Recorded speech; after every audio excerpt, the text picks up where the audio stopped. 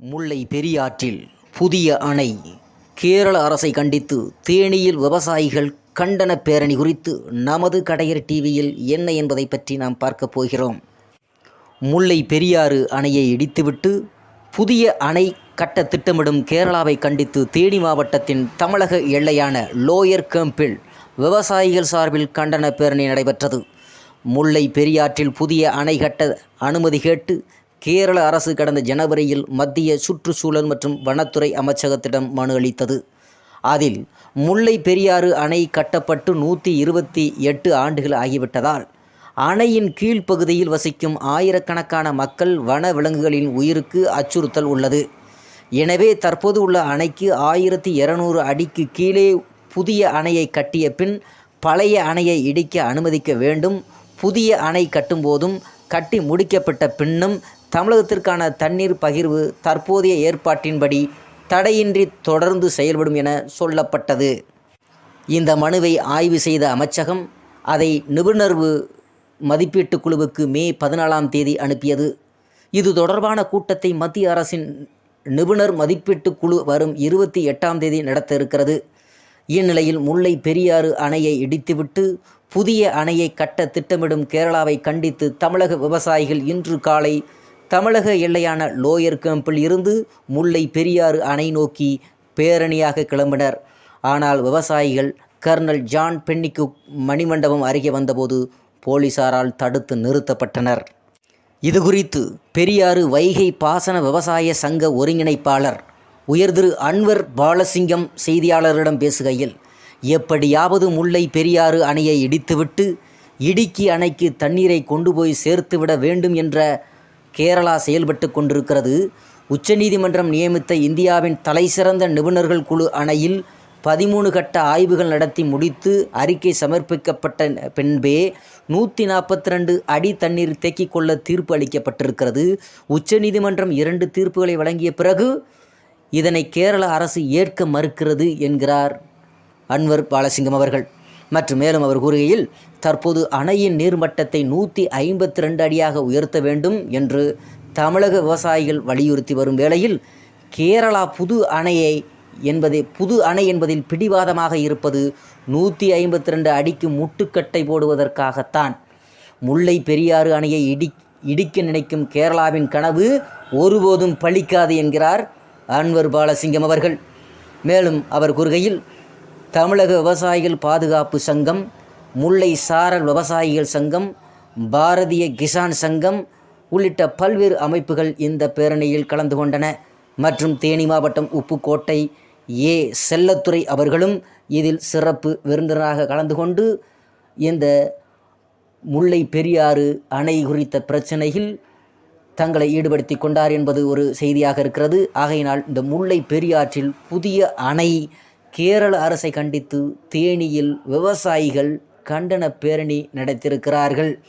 தமிழக எல்லையான லோயர் கேம்பில் விவசாயிகள் சங்கம் சார்பாக பேரணியாக நடத்தியிருக்கிறார்கள். மேலும் இந்த போராட்டம் குறித்து பெரியாறு வைகை பாசன விவசாய சங்க ஒருங்கிணைப்பாளர் அன்வர் பாலசிங்கம் இது குறித்து இந்த போராட்டத்தை முன்னின்று பல ஆண்டுகளாக இந்த தேனி மாவட்டம் மட்டுமல்ல 5 மாவட்ட விவசாயிகளுக்காகவும் 5 மாவட்ட மக்களினுடைய குடிநீர் பிரச்சனைக்காகவும் களத்தில் நின்று போராடி கொண்டிருக்கிறார். அவருக்கு பல்வேறு தரப்பட்ட சங்கங்களும் தொடர்ந்து ஆதரவு கொடுத்து வருகிறார்கள். தேனி மாவட்டத்திற்காக மற்றும் 5 மாவட்டத்திற்காக இந்த அன்வர் பாலசிங்கம் அவர்கள் இந்த பெரியாறு வைகை பாசன விவசாய சங்கம் என்ற ஒரு ஒருங்கிணைப்பை செய்து வைத்து அந்த 5 மாவட்ட மக்களினுடைய வாழ்வாதாரத்துக்காக தொடர்ந்து போராடி கொண்டிருக்கிறார் என்பது குறித்து நமது கடையர் டிவிக்கு செய்தி நிருபர்கள் நமக்கு அறிக்கை கொடுத்திருக்கிறார்கள் என்பது குறிப்பிடத்தக்கதாக இருக்கிறது. முல்லை 2024 மக்களவைத் தேர்தல் குறித்து நமது கடையர் டிவியில் என்ன என்பதை பற்றி நாம் பார்க்க போகிறோம். அதாவது உலகின் மிகப்பெரிய ஜனநாயக நாடு எனும் பெயர் பெற்ற இந்தியாவில் தற்போது மக்களவைத் தேர்தல் நடைபெற்று வருகிறது. இது நாட்டிலேயே அதிக நாட்கள் நடைபெற்ற இரண்டாவது மக்களவைத் தேர்தலாகும். ஏப்ரல் 19ஆம் தேதி தொடங்கி 7 கட்டங்களாக நடைபெற்று வரும் தேர்தலில் சுமார் 100 கோடி பேர் வாக்களிக்க தகுதி பெற்றவர்கள். கிட்டத்தட்ட முதல் கட்ட வாக்குப்பதிவு தொடங்கி வாக்கு எண்ணிக்கை வெளியாக 40 நாட்கள் இருக்கிறது. பலரும் நாட்டிலேயே இவ்வளவு நீண்ட நாட்கள் மக்களவைத் தேர்தல் நடப்பது இதுவே முதல் முறை என்று கூட நினைத்திருக்கலாம். ஆனால் அது அப்படியல்ல. இதுதான் இரண்டாவது மிக நீண்ட தேர்தல் காலம் என்பதுதான் உண்மை. கடந்த 1951-52ஆம் ஆண்டில் கிட்டத்தட்ட 4 மாதங்கள் மக்களவைத் தேர்தலுக்கான வாக்குப்பதிவு நடைபெற்றுள்ளது. அதுபோல கடந்த 1980ஆம் ஆண்டு மிக குறுகிய காலகட்டத்தில் மக்களவைத் தேர்தல் நடத்தி முடிக்கப்பட்டது. அதாவது வெறும் 4 நாட்கள் மட்டுமே. இந்த ஆண்டு நடைபெறும் மக்களவைத் தேர்தல் சரியாக அறிவிப்பு வெளியாகி வாக்கு எண்ணிக்கை நடைபெறும் நாளை கணக்கிட்டால் 82 நாட்கள். அதாவது ஏப்ரல் 19, ஏப்ரல் 26, மே மாதத்தில் 7, 13, 20, 25 மற்றும் ஜூன் 1 என 7 கட்டங்களாக வாக்குப்பதிவு நடைபெறுகிறது. இதில் 6 கட்ட வாக்குப்பதிவு முடிந்து இன்னும் 1 கட்ட தேர்தல் மட்டுமே உள்ளது. ஏன் இந்த முறை இத்தனை நாட்களுக்கு வாக்குப்பதிவு நடத்தப்படுகிறது என்று கேட்கிறார்கள். அதாவது நாட்டிலேயே மிக அதிகமானோர் வாக்களிக்கும் தேர்தலாக இது அமைந்திருப்பதால் வாக்குப்பதிவுக்கு தேவையான கருவிகள் அனைத்தும் மற்றும் மக்களின் இருப்பிடங்களுக்கு அருகாமையில் வாக்குச்சாவடி அமைக்கப்பட வேண்டும் என்ற தேர்தல் ஆணையத்தின் திட்டம் போன்றவைதான் இத்தனை நாட்களுக்கு தேர்தல் நடத்தப்படும் காரணம் என கூறப்படுகிறது.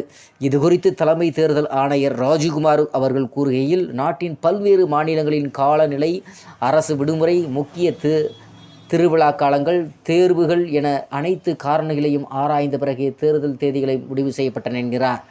7 கட்டங்களாக பதிவாகும் வாக்குகள் ஜூன் 4ஆம் தேதி எண்ணப்பட்டு அன்றைய தினமே முடிவுகள் தெரிந்துவிடும்.